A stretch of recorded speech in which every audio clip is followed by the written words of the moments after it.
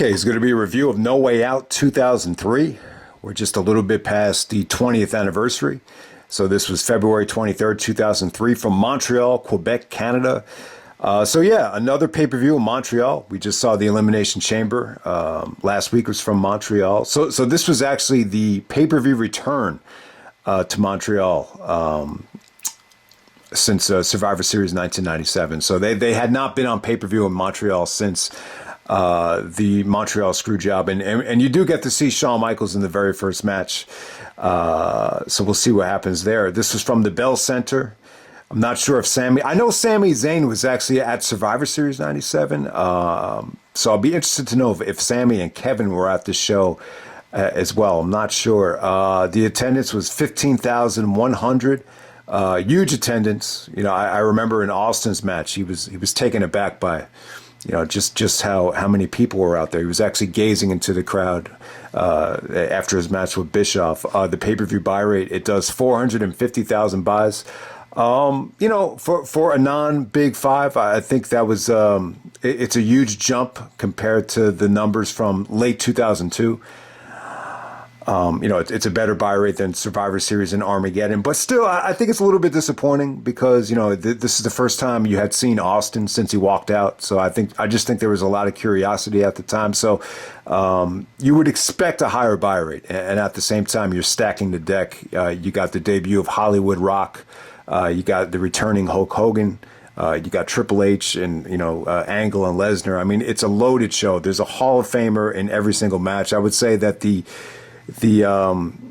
guy with the least amount of star power on the show is probably Billy Kidman, either Billy Kidman or Lance Storm. So that just shows you how much star power you had on this show. I think it's a very entertaining show. This is one of the shows where I just remember, counting down the days until the pay-per-view because a lot of it just had to do with Austin. I was just really looking forward to seeing him back, and there was a lot of anticipation for the show. I would say this is an example of an entertaining show. Not necessarily a great show. I mean, if you're going to look at the star ratings, especially for the triple main event, there's really not a lot of stars you could give the triple main event here. This is one of those pay-per-views where the theme really hits me. Like, I think the name of the band was Evanescence. It was called Bring Me to Life. Really, really good theme. That actually made my top 20 pay-per-view themes list. But yeah, it's weird. It's weird how you remember these themes from the Ruthless Aggression era. Maybe some WrestleManias after 2006 you remember the theme, but it's just weird how I just remember no themes. Like, once you get into the very next decade or even the late 2000s, like 2009, I remember nothing. But these themes, I don't know. Maybe it was because the pay-per-views were so good or the themes were that good. Probably a combination of both. But if you asked me to remember a theme from 2017, 2018, I'd just be clueless. So it's really interesting how this theme, it's almost like it's such a huge part of the pay-per-view. And it definitely, it's one of those themes that just brings you back to February 2003. It actually snowed really bad that day. We'll get to that during the Matt Hardy match. That was a terrible winter. I just remember that being an awful winter. Trying to get the practice. The bridge was always closed that winter. I just remember that being a pain in the ass. And to finally get to this pay-per-view, I just remember being such a relief. Just a lot of anticipation for this show. But let's get right down to it. First match of the night, you got Chris Jericho taking on Jeff Hardy. Once again, this Jeff Hardy was another one of the baby faces that Jericho was working with at this time. I mean, Jericho was working with Steiner. He actually put Steiner over, leading up to the show in the number one contenders match.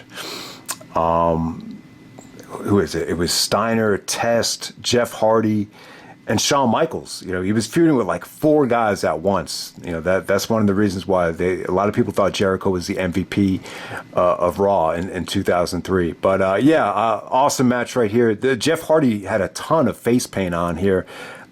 Jerry Lawler even said he looked like he worked part-time at Sherwin-Williams. He had so much paint on. The paint was actually rubbing off on Jericho, too. That's how much paint Jeff Hardy had.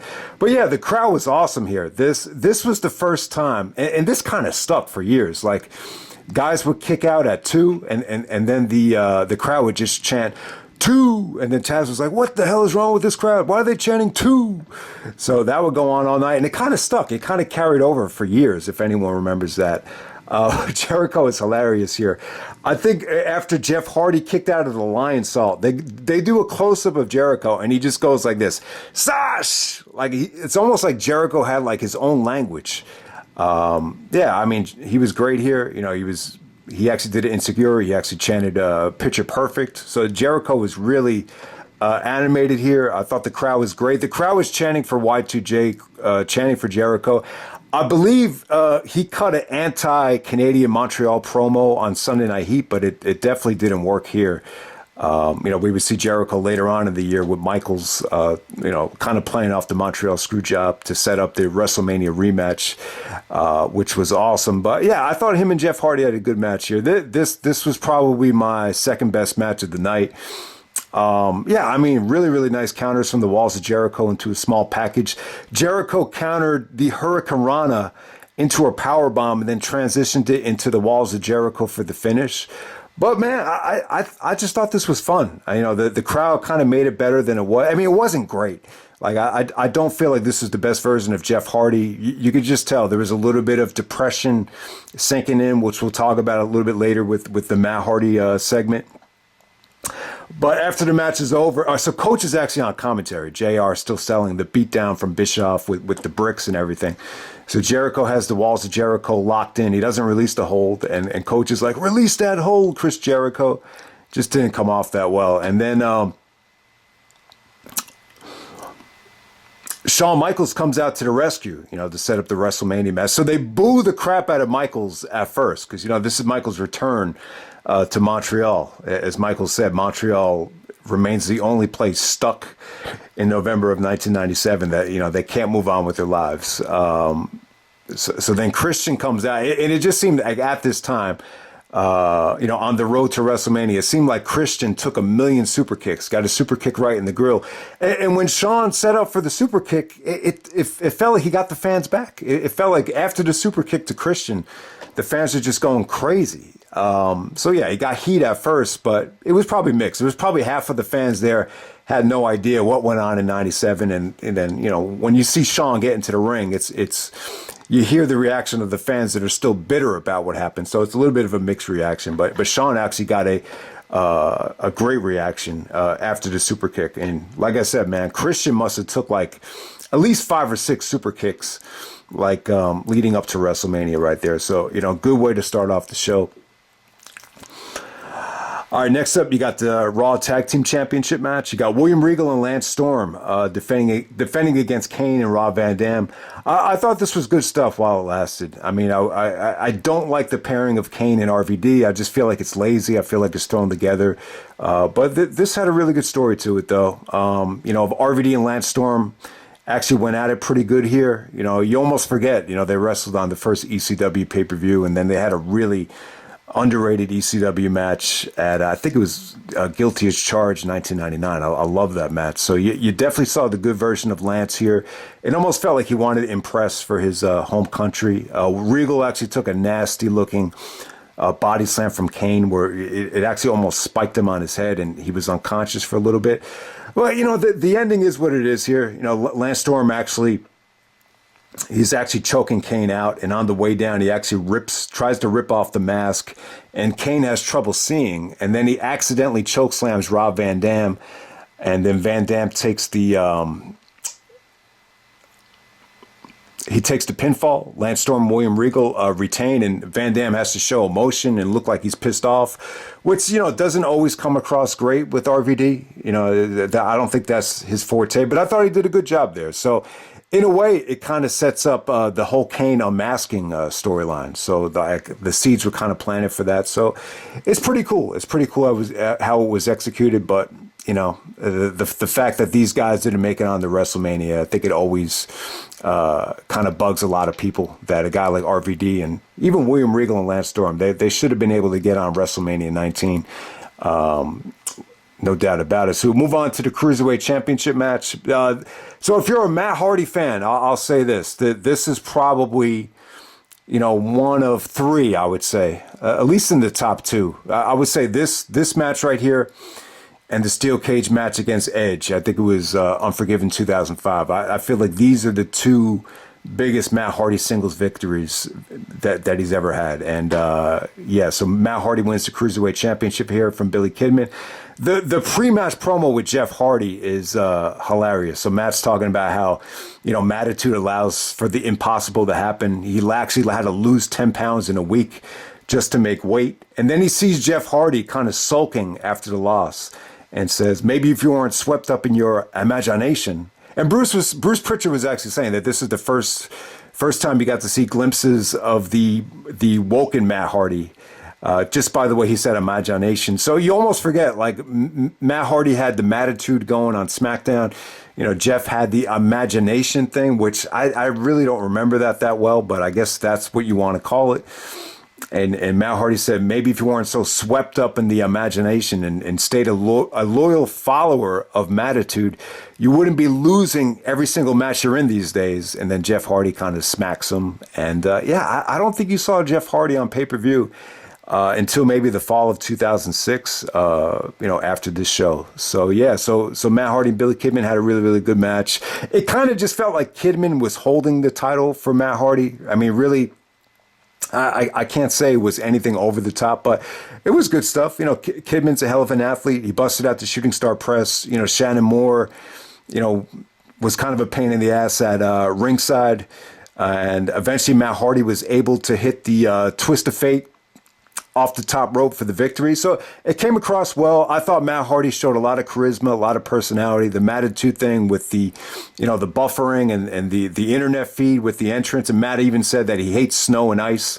Taz even said that it was snowing like the Dickens out there in Montreal that night. So like I was saying, guys, I just remember that being a terrible winter. So it's no surprise that it snowed at No Way Out 2003.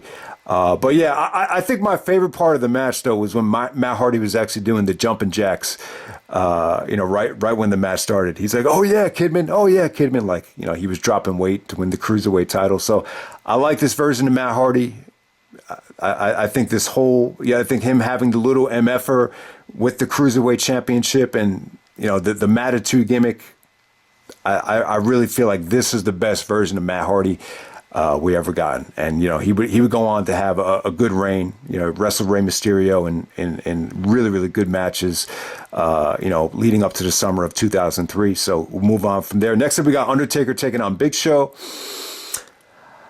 Man, they get a lot of time. They get almost 15 minutes out there. So, I got to say, man, Taker, after taking some time off, after Big Show threw him off the stage, after the No Mercy Hell in a Cell with Brock, Taker must have done a lot of conditioning this time. You remember when he took a lot of time off, when he returned that Judgment Day, you could definitely tell, like, he put on a lot of weight, didn't really take care of himself. But this time, Taker really, came back much more toned, much more athletic, to the point where he really carried this match.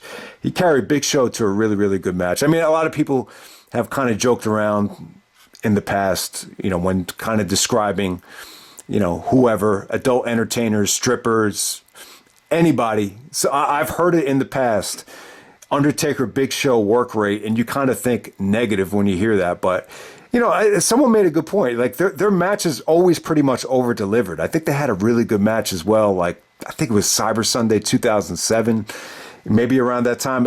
Someone said their matches actually got better as they went on. But, this wasn't bad. And a lot of it just had to do with Taker. I just felt like he bumped really well for Big Show. He actually busted out the WrestleMania dive here, believe it or not, to Albert when A-Train came out to be a distraction. So, give Taker credit. I think that might have been the first time he hit that since, maybe the Invasion. I think he did bust it out during the Invasion, but it was cool, man. Big Show actually bloodied up Taker. Big Show was definitely winded. You could definitely tell, his back was in bad shape here. It's well documented that Big Show took a lot of punishment from Brock with all the F5s and the belly-to-bellies and the table bumps. So, yeah, I mean, give Big Show credit. I mean, a lot of people like to clown on him for being out of shape and winded, but, to carry all that weight and, show up day in and day out, it's tough, man. You wouldn't know how tough it is unless you're in, the Big Show's shoes. So, who knows what he was going through at the time. But, yeah, Taker looked good here. I got to say, Taker was great. He actually wins with the triangle choke. So you see at this time, Undertaker very much an MMA fan. I think UFC, mixed martial arts. Tito Ortiz was a huge part of WrestleMania. And I think Taker was kind of gravitating, to that audience, without a doubt, at that time. All right, next up we have the match of the night. We got Brock Lesnar and Chris Benoit teaming up to take on Team Angle of Kurt Angle, Charlie Haas, and Shelton Benjamin in a handicap match. So Edge was supposed to be in this match, and he was actually taken out by Team Angle. I wasn't a big fan of this. I mean, they didn't show Kurt attack Edge, but Kurt was actually talking to Shelton and Charlie, saying that he wanted to, get a one-up, get an advantage before the match started. So he's like, here's what we're going to do. So it's kind of, you kind of get the feeling that Team Angle, did the beatdown on Edge. I don't, I know they didn't show it, but I just don't think, Kurt was that type of heel. That's something that, the NWO or some type of street gang like Aces and Eights would do. Like, you don't think of Team Angle with these, Olympic wrestlers or All-American wrestlers from these top-level universities. You don't think of them to be that type of heel. But it is what it is. Edge had to get neck surgery. This is a terrible time in terms of injuries for the company. Taz even said on Bite This, you can't have 2, 3, 4 guys out with neck surgeries at the same time. We got to do something. Something needs to be done.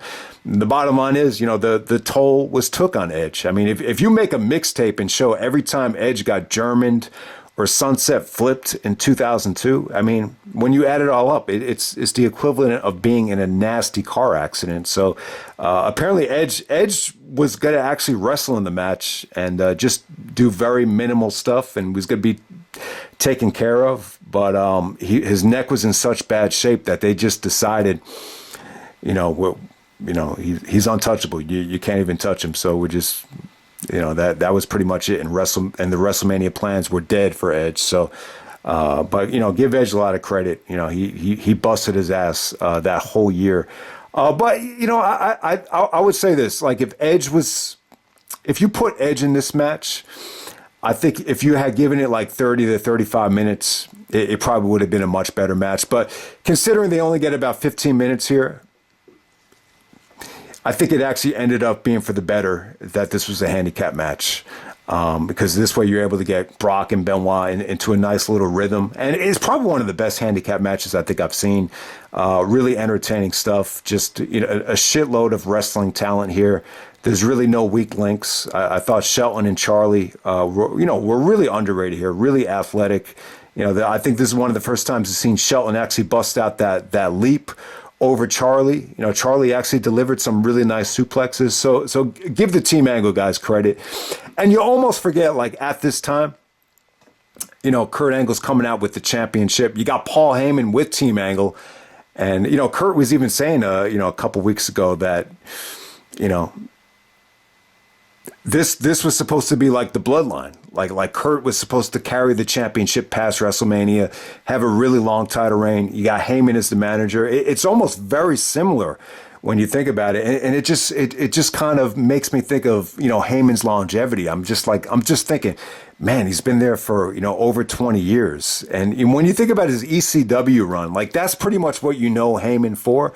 But his ECW stuff for the, 5 or 6 years that he was in control of it, it's such a little part of Heyman's career. His career was so much more than just ECW. So you kind of think about it, Heyman's longevity, the fact that this was supposed to be very similar to the bloodline with the title reign and the stable, and he's still doing it now with Roman and with the Usos. So it's crazy when you think about it from that aspect. But yeah, I mean, as far as this match goes, the criticism was that they did a lousy job of separating Brock and Angle. I think Meltzer's criticism was that they were wrestling too much in the match. that it kind of spoiled the WrestleMania match. I would actually disagree with that. Whenever Brock and Angle were in the ring together, it was always like a headlock, a submission lock, and the other parts of the match featured Angle trying to stay separate from Brock. So the fact, I mean, Brock actually did take an F5 to close this thing out. He actually did hit Kurt with the F5, but other than that, I thought they did the best job that they could to keep them separate. Obviously, with Edge being out of the match, you couldn't really do that. So it's really not that big of a deal for me. But I understand what Meltzer's saying. I think when you have a WrestleMania match at this level, featuring two guys that decorated, you definitely want to do the best you can to keep them separate. But I thought they did the best they could here. Benoit was awesome here. He hit the snap suplex on Shelton on top of Charlie. I thought that was great. Benoit was just German suplexing everybody here. The hot tag to Brock was incredible. Probably the best hot tag I think Brock ever gotten. When he came in, he was given Team Angle the shoulder blocks right by the ring post, and then as soon as he sees Charlie coming in to break it up, he just clotheslines the crap out of him. So I thought Brock was white hot here. It almost felt like Brock was naked, coming out without the championship. It's just you're so used to seeing Brock and Triple H with a title at this time that they almost look naked, when they don't come out with it. So that was pretty funny. But I mean, in terms of what stole the show here, I think that the work between Angle and Benoit, was incredible. I mean, you actually got Benoit was actually born in Montreal. I don't know if they really, maybe they could have done a better job playing that up, but it felt like Canada versus USA. Like whenever Kurt transitioned into the ankle lock, you got a shitload of boos, and then Benoit's transition to the crossface, you got the Canadian cheers. So you had the Canadian and United States dynamic on point here for Benoit versus Angle. It almost makes you feel like, man, you wish you have done Benoit versus Angle in Canada to see what that reaction would have been, especially if you have Angle as a heel, loyalist to the United States, how that would have played out. So yeah, that was definitely the highlight of the match. Eventually, Benoit actually makes Charlie tap out. At the same time, simultaneously, Brock actually hits the F5 to Angle. So there we go with that. Bittersweet match, though. This is when Kurt Angle's neck problem started. So like I was saying during the match, Angle had the headlock on Brock. He had him in. He had just jumped on top of him, had him in the headlock, was relentless with it. So Brock wanted to, get rid of Angle. So he actually just kind of ran.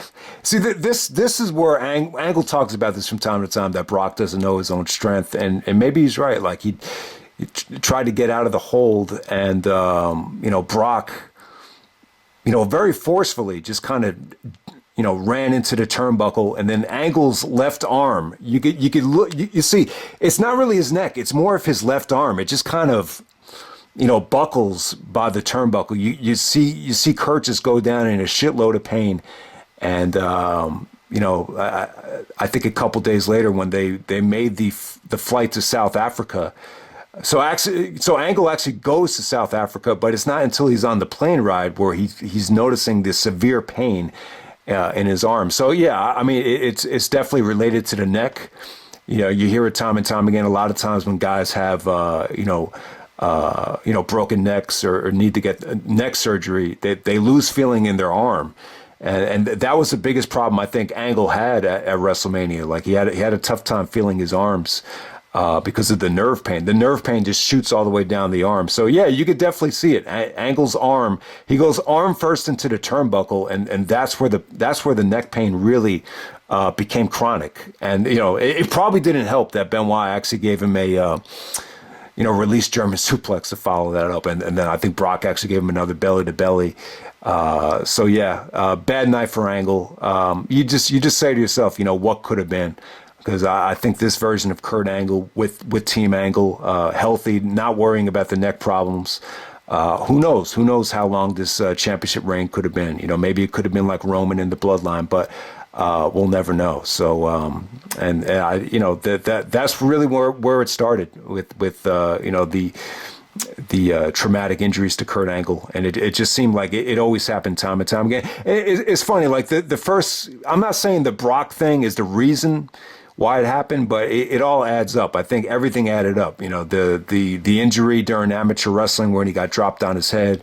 You know, Angle even said that, you know, the German fest with Benoit had a lot to do why he was in this position. But I think the style, the toll that it took on him, I think everything just adds up. But yeah, I mean, I think the first two instances where he broke his neck were with Brock. This one, I think before Survivor Series 2003, there was an unprotected chair shot, which really was bad for his neck. And then I think he did it again with Eddie Guerrero at WrestleMania 20. So it just happened time and time again. It just seemed like Angle would never get healthy. All right, so next up we have Triple H taking on Scott Steiner for the World Heavyweight Championship. So the rematch from the Royal Rumble. You know, this was cool. I mean, the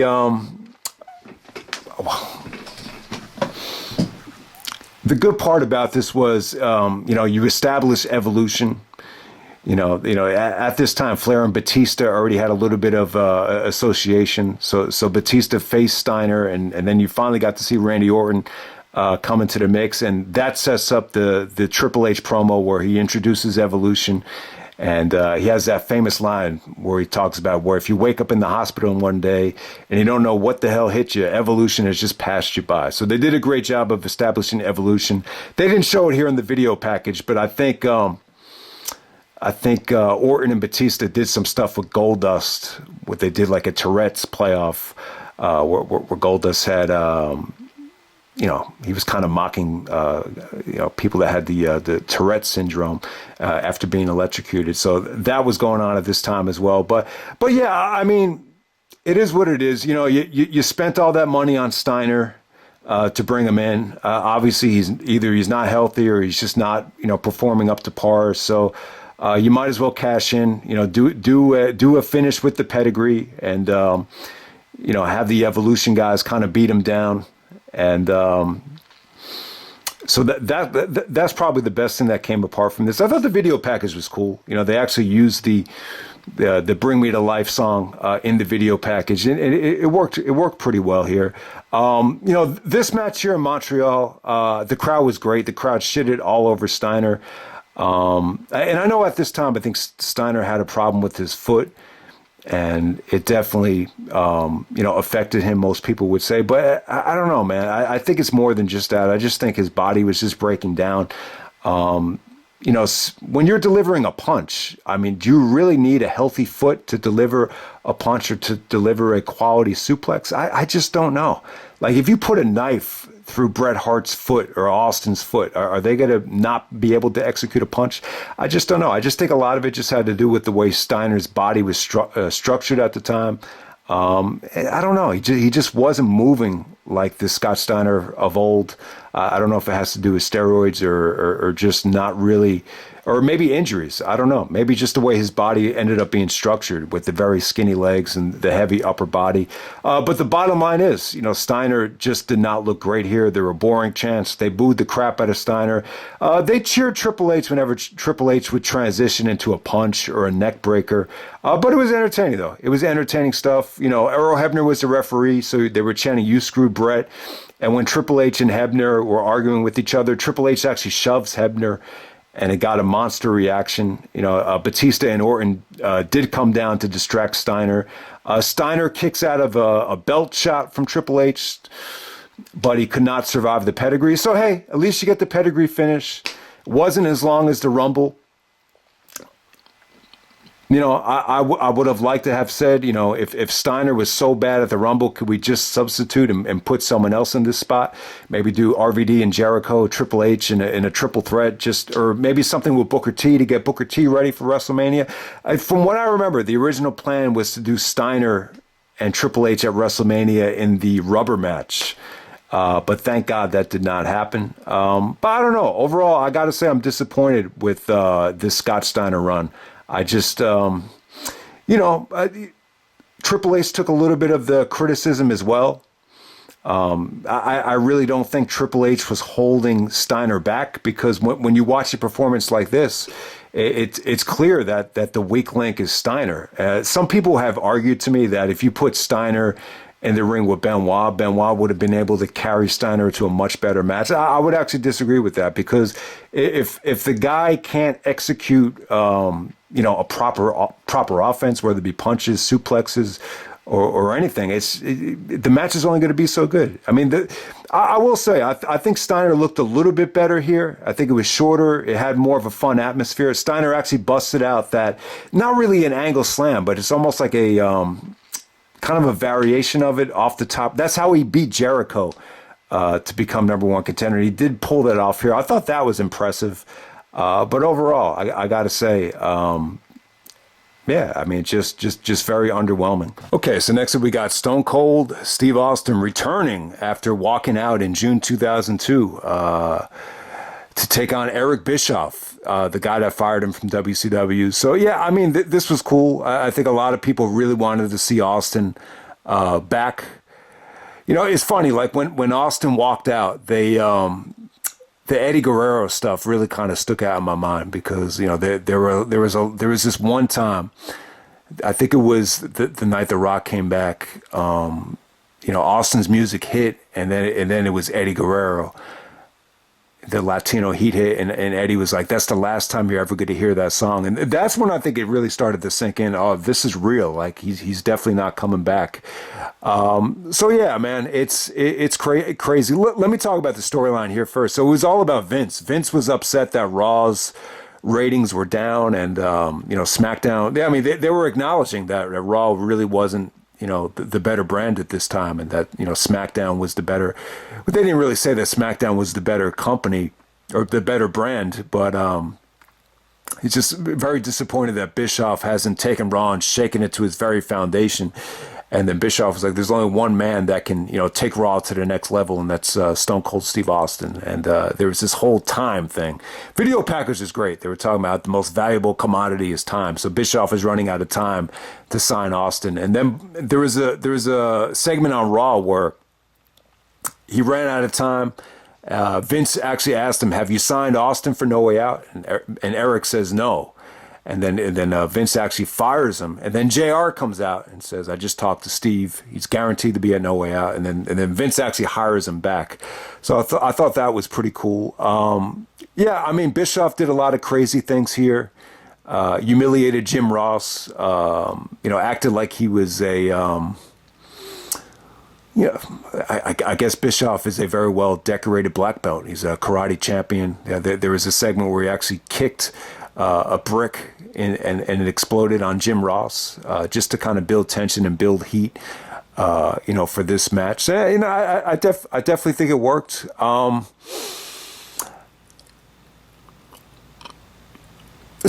We talked about how the buy rate was a little bit disappointing. I get why they didn't do it. They had Austin kind of explain himself in Raw magazine. He actually wrote like a diary. It was like a couple pages, just kind of explaining, why he left. He talked about the Brock thing. He talked about the neck injury. He was very angry with, Triple H and Rock for, making the comments that they made. So I don't know. I think looking back in retrospect, I think maybe, and obviously they had JR, take a beating from Bischoff, so maybe this wouldn't have worked. But I think they could have done like a sit-down interview where Austin just could have talked about and explained why everything happened the way it happened. And I think a lot of people were kind of, maybe a little bit confused, and maybe that's why, the buy rate was a little bit, suffered a little bit. But make no mistake about it, I think the reaction that Austin got was still breathtaking. It's amazing that someone could just say "fuck you" to his boss, and it worked for Austin because that's part of his character. But I just find it amazing that someone can just quit on the company and then come back and get a hero's welcome. While someone like The Rock was, trying to wrestle and trying to do movies at the same time, and he got booed out of the buildings. So it's very funny when you look at what Austin can get away with and then what Rock can get away with. But yeah, I mean, it was cool, man. I mean, the only thing is, I just kind of wonder why Austin just didn't say, or why he just didn't tell everybody, like, my neck is hurting. I wanted to take time off. He did explain it. He basically said, because he is who he is, he just felt like, his character couldn't have survived that because he's the toughest SOB. So maybe that would have hurt his character. But I don't know. I mean, I really don't think it would have hurt him, because it's not like that's the first time that would have happened. I mean, he had to take time off to get neck surgery in the past. So, yeah, I mean, a lot of people were very critical of Austin, that he could have handled himself better. But, it's funny. It's funny because I think when you look back at everything that's transpired with all the deaths that have happened, it was very important. I think when Austin said, he needed to do it so he can, leave with his own sanity, and I think that goes a long way. So all is forgiven. I don't think anyone really ever used it against him. But the bottom line is, when he did come back, he just didn't have that much time left, and that's something that really wasn't that well known at that time. But he's taken on the guy that fired him, the guy that was really the catalyst for this, for his career. So it's definitely a fascinating story how he kind of, he kind of shits on the guy that made him a star, and then he comes back to take on the guy that fired him for real. So it's a great storyline. It's kind of funny how this Austin and Bischoff dynamic, it quickly died out. I think a lot of people were a little bit skeptical, like, how were they going to work together? Like, is Bischoff even going to survive this? Does Steve even want to work with Bischoff? And apparently, like, Austin was really cool to him. He said, I don't want, let's remain professional. Like, whatever happened is the past. And yeah, I mean, it's funny. Like, they became like really, really good friends. I mean, you look at the Redneck Triathlons, and there's pay-per-views. I think it's Judgment Day. They're just sitting, hanging out, drinking beers during the Sable and Tori Wilson, bikini contest, and they became like really, really good friends. They became like drinking buddies. So it's like, it kind of backs up what Jericho was saying about Bischoff, where, if you work for him, he's kind of very judgmental, very superficial, kind of a pain in the ass to work for. But when you kind of get to know him on a personal level, he's actually a pretty cool guy. So that's pretty much how it came off there. And it's just kind of funny how that quickly died out. But I thought Austin and Bischoff had pretty good chemistry. This was just a beatdown. I mean, they tried to play it up like Bischoff was a black belt. Vince even said that if anyone interferes, like Jericho or Test or William Regal, any of these guys, Chief Morley, he said, if anyone interferes, I'll fire their ass on the spot. So I thought Vince was great in that promo. Bischoff did try to get a karate kick on Austin, but Austin just kind of laughed it off. So he's basically just stunning him, and whenever he goes for the pin, he actually just took his hand away just to kind of play with the crowd. So there's a lot of false finishes where Austin actually picks Bischoff up just to prevent the pinfall. So it's a fun match. The reaction for Austin was great. And it's funny, like, this is Montreal, and Austin actually got booed at Survivor Series 97 because he was taking on Owen, and Owen was representing Canada. So this might have been a risky place to really re-debut Austin, but it all worked out well. I think the pop was really, really good, and Austin actually came back in great shape. He apparently actually, in that Raw magazine, they actually have a side article about how he lowered his body fat ratio and put on more muscle. They showed him working out, so obviously he had a lot more time to work out. It's funny, at the pay-per-view party, I do remember people saying that it looked like Austin was drinking a lot. I mean, he definitely put on more upper body weight, but you could tell he still had a little bit of the beer belly. And I think at this time he wasn't allowed to drink after the matches. He had some sort of court ruling where he wasn't allowed to drink in public.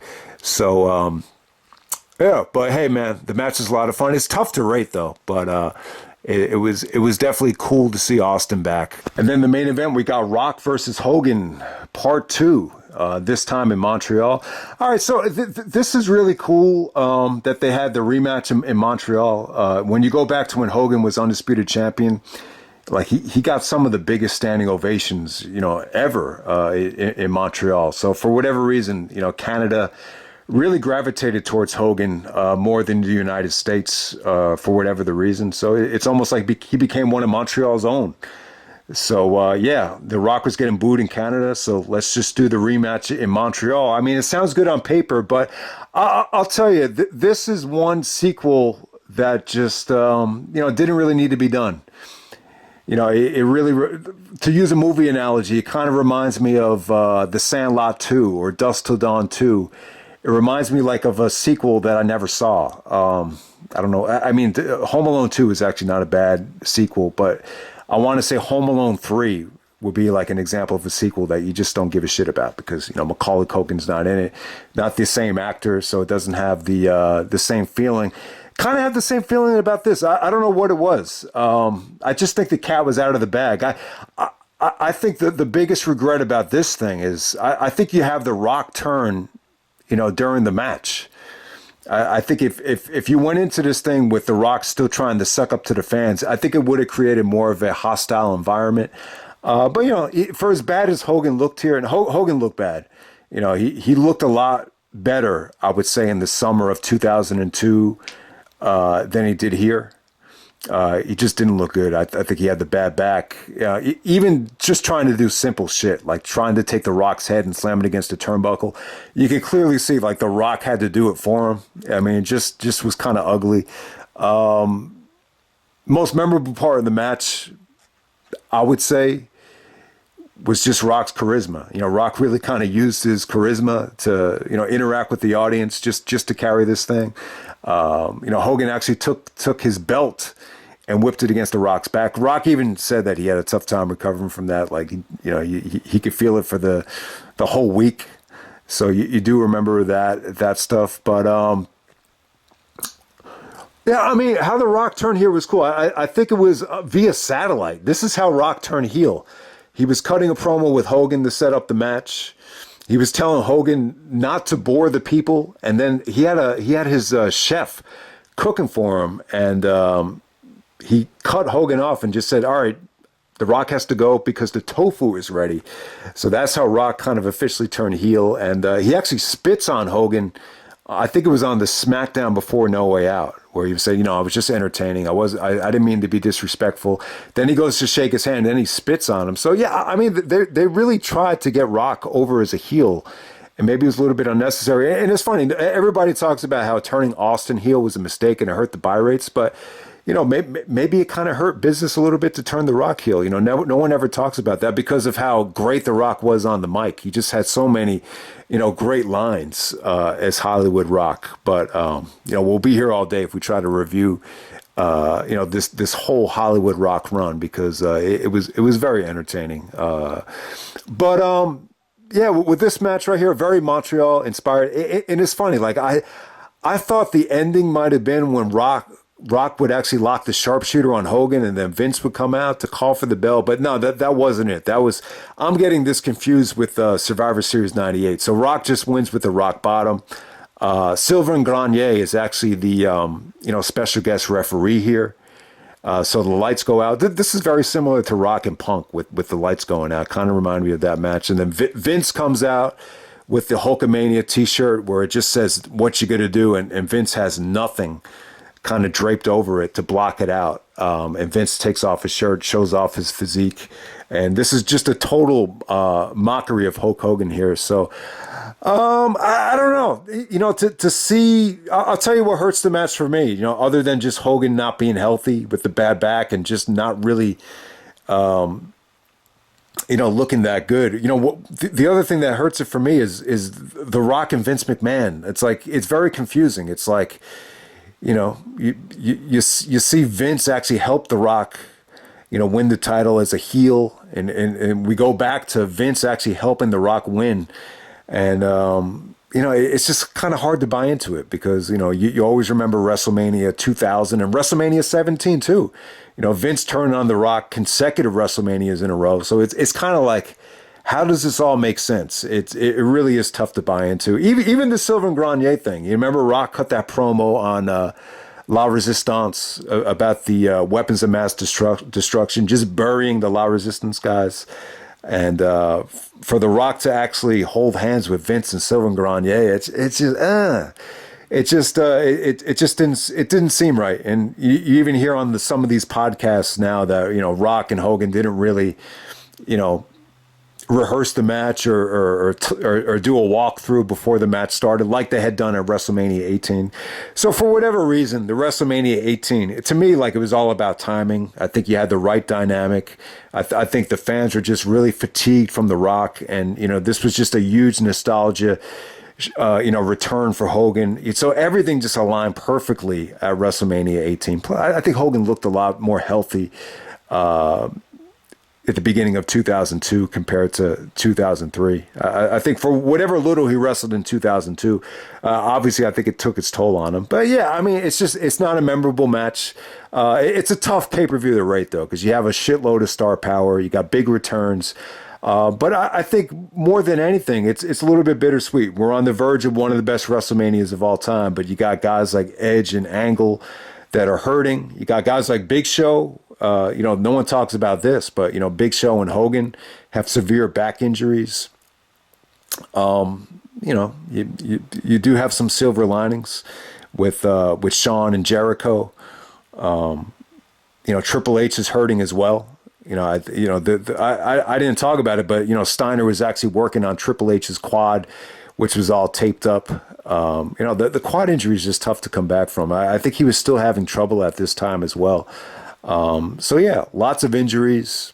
It's tough to say, man, because this is such a huge time for the company in terms of talent. But I'd be lying if I said to you that this wasn't a turbulent time because of just, a lot of guys just didn't have a lot left, whether it be Austin, Hogan.